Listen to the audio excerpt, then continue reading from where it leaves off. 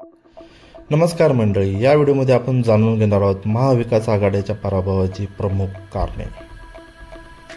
सर्वप्रथम कारण आहे की पैसा। या निवडणुकीत जो पैशाचा खेळ झालेला आहे तो एवढा भयानक आहे की सांगायलाच नको।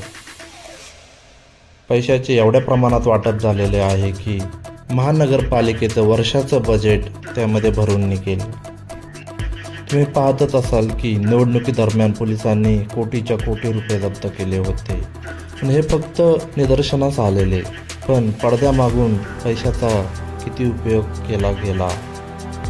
पत्रकार अशोक वानखेडेच्या म्हणण्यानुसार गुजरातमधून कंटेनरमधून पैसा आला होता। आज ही सुबह आया हूँ मराठवाड़ा और खानदेश से। दीपक भाई 10,000 रुपए तक प्रति वोट देने की बात हो रही है। मटन पार्टी और दारू पार्टी ऐसी चल रही है कि आप सोच भी नहीं सकते। क्या 10,000 रुपए पर वोट? मैं बता रहा हूँ आपको। अरे इतना तो शेयर मार्केट से नहीं मिलता था।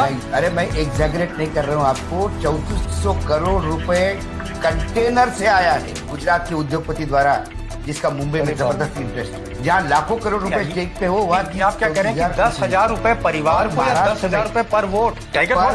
पर वोट आप 1 लाख रुपए ले लीजिए।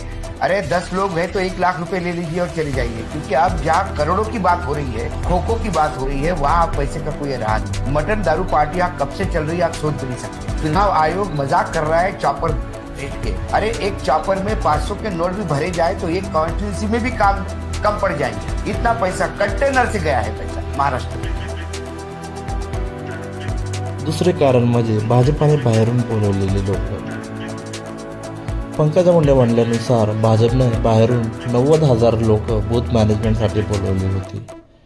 आता तुम्ही जर बघितले, या 90,000 पैकी प्रत्येकाला जरी 100 मतांची जबाबदारी दिली असेल तरी इथे 90 लाख वोटांचा फरक पडतो। तुम्ही निकाल जर पाहिला, जवळपास प्रत्येक मतदारसंघात असं 40,000चं लीड फुकट भेटले आहे। सगळ्या देशातून लोक आलेत। मला तर वाटतं किती बूथ आहेत आपल्या सगळ्या राज्यात? 90,000 का काय बूथ आहेत राज्यात, आणि त्या 90,000 बूथवर 90,000 लोक आले देशातून। बघितलं भाजपचं काम काय? गडबडच आहे, साधं नाही। 90,000 ये जो आहे ना हमारे भाई गुजरात से, ये कासवाल जी उनके जैसे 90,000 लोग आए ना महाराष्ट्र में। थोड़ा ऑक्सीजन कम हो गया महाराष्ट्र में, उतने लोग ज्यादा बाहर से आ गए। पराभवाचं तिसरं कारण म्हणजे हा निवडणूक आयोग। इतिहासात नोंद होईल की आतापर्यंतचा सर्वात कुचकामी आयोग। त्यांनी महायुतीला खुली चिट देऊन फक्त विरोधकांवरच लक्ष केंद्रित केले। निवडणुकीचे सगळे नियम धाब्यावर बसवले गेले।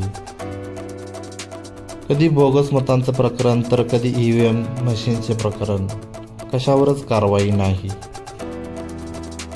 असा जर निष्पक्ष निवडणूक आयोग असेल तर विरोधी पक्षाने जिंकणे तर सोडूनच द्यावे।